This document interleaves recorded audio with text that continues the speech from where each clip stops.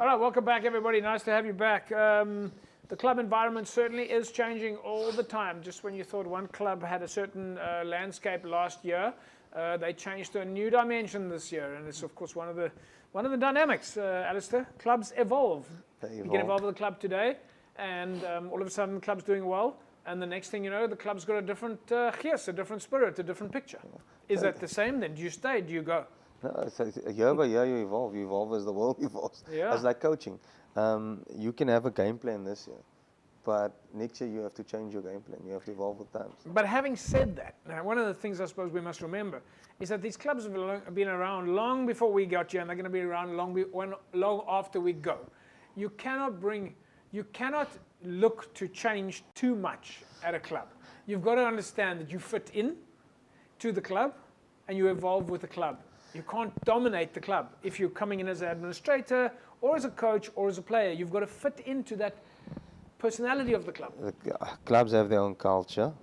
Clubs have a constitution that guides them and binds them, and that also steers them or contributes to the DNA or the culture of the club. DNA, I like that word. You know, so but clubs still have to evolve with time. Yeah. 10 years ago, we didn't punt social media. Now clubs are punting social media. But Rens, this goes to that talk of get a coach who lives in the area. Get a coach who knows the kids, who knows the parents, who knows the headmasters, who knows the field, who knows where to find the key, who knows the local shops. Well, that's my philosophy is work in the proximity. Yeah, look, if you're talking about community clubs, like if I can speak about myself, like I played at Hands on Odds, my dad played there, my uncle played there, my grandfather played there. So, so if you have a coach that lives in the vicinity, that played maybe at the club, why not? Why not use them? Why not use old players that want to coach, that has the credentials to coach there? Why not use them? Why not use their expertise? Yep, we always talk about if you have to fetch a player in the evening or maybe drop a player off after practice, do you know where they stay? That's an interesting one. Rangers is one of the clubs that have been making a big effort. They're back in training or have been training, and also, of course, big in social media. And also lots of discussion around the new administrative wing at Rangers. But here's some behind the scenes for you.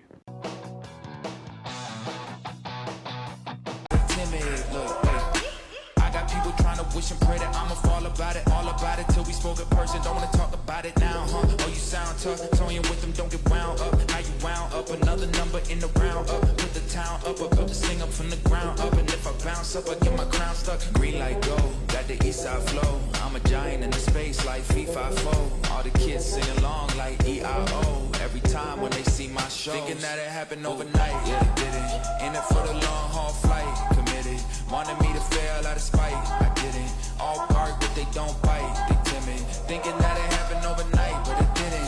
In it for the long haul flight, I'm committed. Wanted me to fail out of spite, but I didn't. All bark, but they don't bite, cause I'm timid. Look.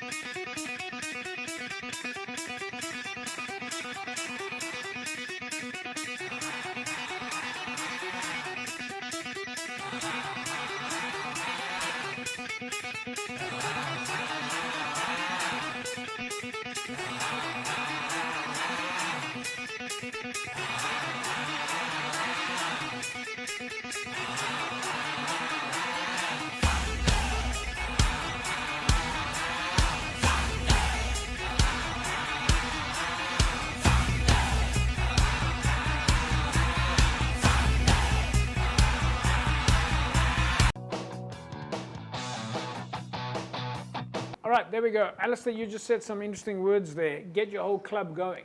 what we're seeing there from Rangers is much more than just the first team. Yeah, that's, Youth training, there's women's rugby, there's seniors rugby. that's great because you can, even if it's a Saturday or Sunday morning on the beach, like we've seen now, you know, but everybody's active. The whole club feels, you know, as a part of this plan going forward. So you mentioned something interesting. You mentioned the Sunday morning.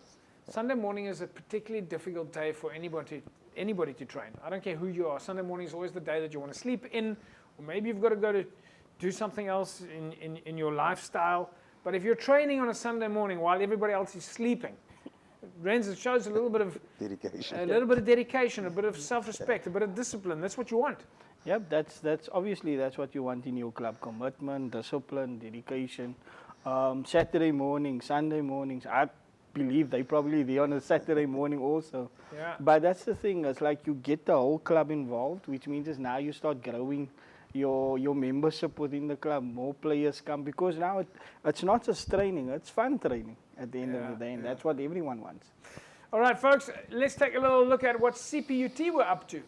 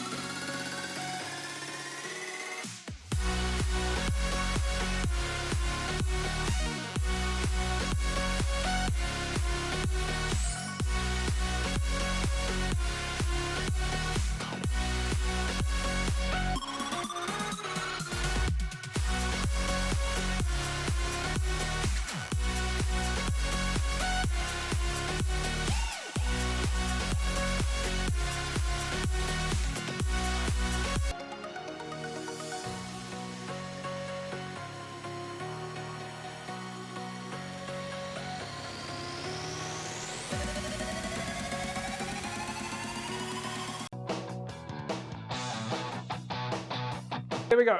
CPUT in action, Alistair. I'm going to have to ask you firsthand, though. Those are your guys.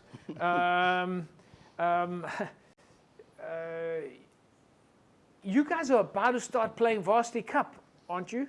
Yeah, so... Yeah? Are you guys pre-season or off-season right now? I'm not really sure what's going on there, because it's definitely not easy season. So that's pre-season 1. Okay. Pre-season 2 is when they come back in January. Okay.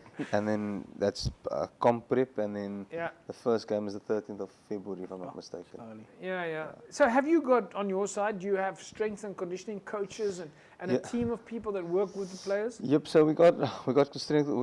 It's Or a did group you of just us. drop them off and say, listen, we'll meet you on the other side? There's a whole periodized plan as Alright. into when we do what. Right. So there's a certain time of the year that they'll do the heels or they'll do ladder work, you know, building as part of the plan. Yes. You know, because whatever gets done off field needs to complement gym, and whatever gets done outside the 4 lines of training or on-field rugby training needs to complement the conditioning as well. So that's where the SNC and myself and the physio and the coaches will sit in. So just quickly before we go to the break, Renz, I'm going to stay with you, Alistair, and then Renz, I'm going to come to you after the break.